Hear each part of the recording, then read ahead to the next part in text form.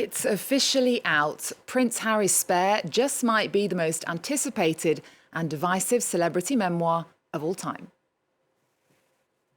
I don't think that we can ever have peace with my family unless the truth is out there.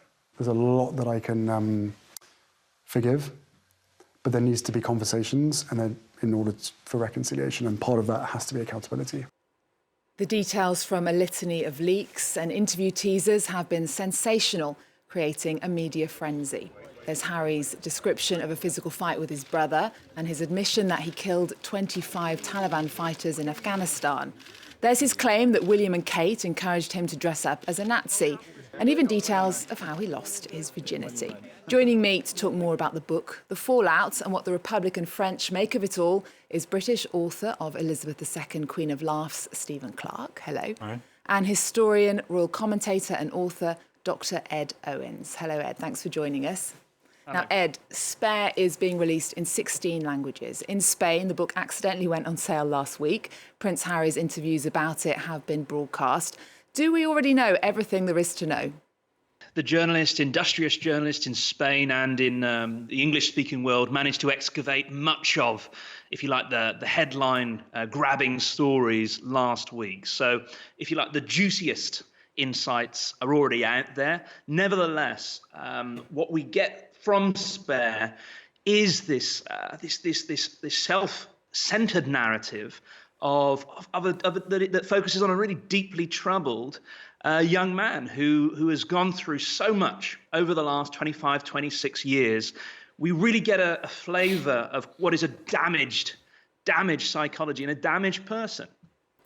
Now, Stephen, from what I've read, I haven't read it all, but I started reading it this morning. It seems like an open and honest account of an unhappy life. There's a lot of anger, especially towards the UK press and journalists. Remind us what the bombshells are. And also, a French colleague asked me this morning, what actually is he so annoyed about? Tell us about that too. Well, I think he's very annoyed because he's obviously going through therapy, and that makes you annoyed and brings everything to the surface. So he's talking. I mean, I also have only read the beginning, and in the first few pages, he sort of describes his mother as a goddess in some kind of galaxy. He describes his father, King Charles, as looking as old as Prince Philip, and he talks immediately about how Prince William is more bald than he is. It's kind of really attacking, but at the same time saying how much he's sort of suffering. And the weird thing for me is that whereas Prince Harry is quite well known in the UK, it's like talking in almost sort of everyday normal language, which is quite unusual for a royal, you know. Whereas the book is written by a ghostwriter, a really clever ghostwriter who's an expert in celebrity. Where he wrote the Andrew Agassi autobiography. And it reads like some sort of voice-over of a Hollywood series. You know, it was the funeral was over. It was cold, too cold. Where's my coat? Where's my father? Where's my mother? Oh, yes, she's dead. You know, it's like, it's very Hollywood, which is a bit weird because when when you've seen a lot of Prince Harry, you're kind of expecting this sort of ex-soldier prince to be talking to you. In fact, it's a Hollywood narrator talking to you. But, I mean, it's true. He dishes a lot of dirt on his own family because, you know, he's suffered, in inverted commas, as being, you know, he's the younger brother of the heir to the throne. That's why the book's called Spare, because it's like he's no particular use because he's not going to be king. But then you kind of think, hang on, you're a prince, you've lived in palaces. OK, you're not going to be king, but you still travel around in Rolls Royces and cars you've never paid for. What's the problem? You know, but that's a very English view. You know, it's not a Californian view. And we know so much already about what is in this book over the past week. We've been hearing non-stop about it. Has that helped or hindered the PR strategy? Will this still sell? Is it worth reading it? Oh, yeah. It's still, I mean, it's number one. It was number one before it even came out everywhere. In America, in the UK, it was number one on Amazon straight away. I mean, all PR. I mean, I really admire the PR campaign has been fantastic. He's been everywhere. He's been on every TV show. I mean, he's famous, but every TV show. And then even the leaks kind of helped because we got a few tasters of, wow, there's going to be some really juicy stuff in there about drugs and his virginity. So I can imagine people buying it and leafing through for the good bits, you know, for the naughty bits. So I think it's all been very efficient, yeah. Now, Ed, in a moment we're going to find out some more about the feud between the brothers, but this book surely can't help that. I don't think it's going to help the feud. If anything, it's exacerbated the feud. And whilst there's been, certainly in the UK, quite a lot of criticism of Prince Harry over the last 7 days, 10 days, about the various insights that he's given into royal family life through this memoir, it's certainly the case that Prince William doesn't come out of it covered in glory either. I think Prince William's public image will be significantly changed, has moved as a result of the insights that Harry has given into their relationship. Well, let's find out some more. Here's James Vicina. The two brothers side by side, together with their other halves. This isn't likely to happen for a while. The passing of the Queen was the last time all four were seen together, and Prince Harry has now put William at the centre of his book, referring to him as both his beloved brother and his arch nemesis.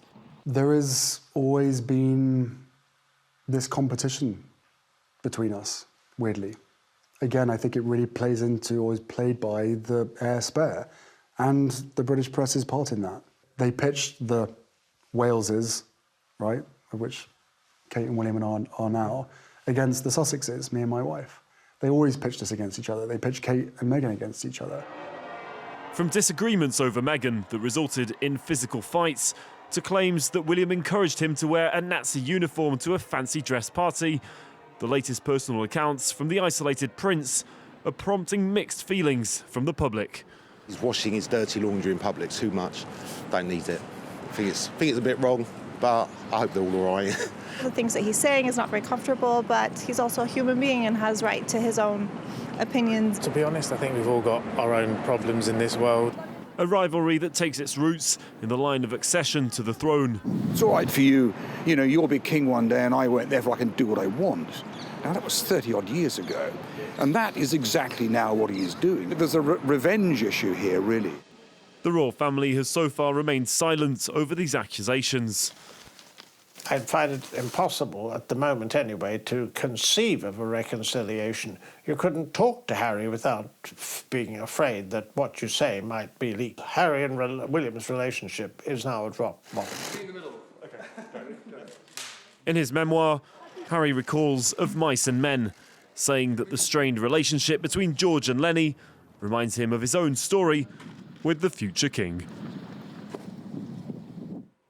Now, Ed, the publication of Spare is part of a long-running effort by Harry to take control of his own narrative. That started with the Oprah interview. There's since been a 6-part Netflix documentary, and he's given 4 high-profile interviews. How does this square, though, with his wish for privacy? That is where the hypocrisy lies. He has consistently said since really 2019 and then 2020, with the aforementioned Oprah Winfrey interview, that one of the reasons why they left the United Kingdom was that Harry and Meghan both wanted greater privacy, specifically away from the prying eyes of tabloid journalists. And yet this is a tell-all memoir. He narrates in intimate detail the private goings-on of his life, as we've heard, that losing his virginity, the drug taking, and the relationships with girlfriends and partners past and present. So it's difficult to square that. And doubtless we've got to think as well that there is a financial incentive behind all of this. One of the reasons why Harry has self-exposed in the way he has over the last couple of years is because since he departed the British royal family, he has had to continue to finance what is a very lavish lifestyle. He's going to be getting paid a lot of money he got paid a lot of money for this book deal. He's going to be getting paid a lot more for future deals. So we've always got to keep in mind that there is an economic incentive behind all of this. Now, Stephen, the book is #1 on the Amazon bestseller charts all over the world, but here in France as well. What do the French make of it all? Well, what always surprises me is that for a bunch of Republicans, they seem utterly fascinated by the royal family. Every time I can speak French, so every time there's any royal event, birth, death, anything in between, I go on French TV and they say, what's going on? And hours and hours of coverage, when the Queen died, it was like 2 weeks. Well, I could have spent 24 hours a day on French TV news, and it surprises me that the French are so fascinated. But I think they've got, I wrote a book about the French Revolution and what went wrong, where I said that deep down, I think the French have what I called Regis envy. They have nothing like the royal family, because it's true, the royal family, they're the most famous people in the world, and they belong to us, the Brits. They attract zillions of tourists to London to watch every kind of ceremony. And apart from the World Cup and the Olympics, that's the only thing that attracts so many people to a place for a happy event, not for a sort of horror event. So, and the journalists will go as well. So I think the French, they kind of think, you know, we're lucky.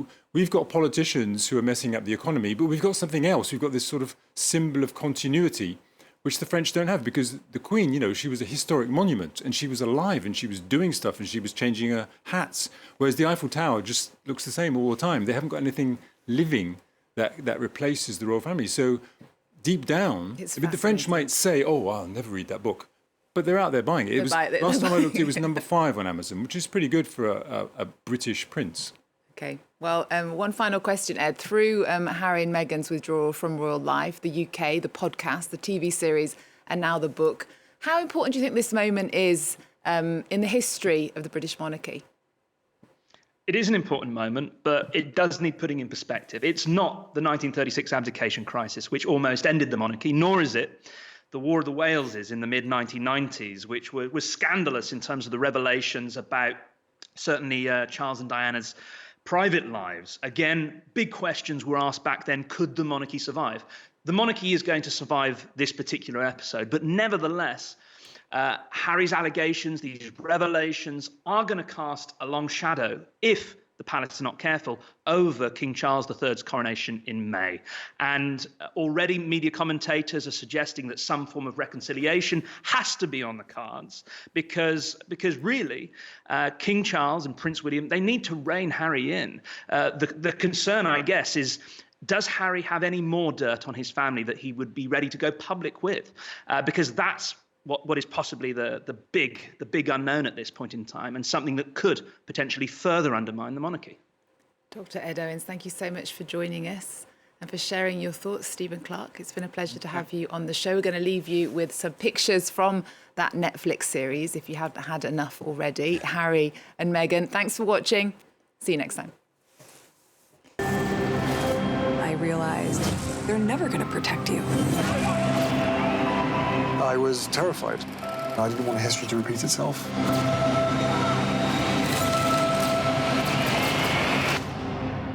No one knows the full truth.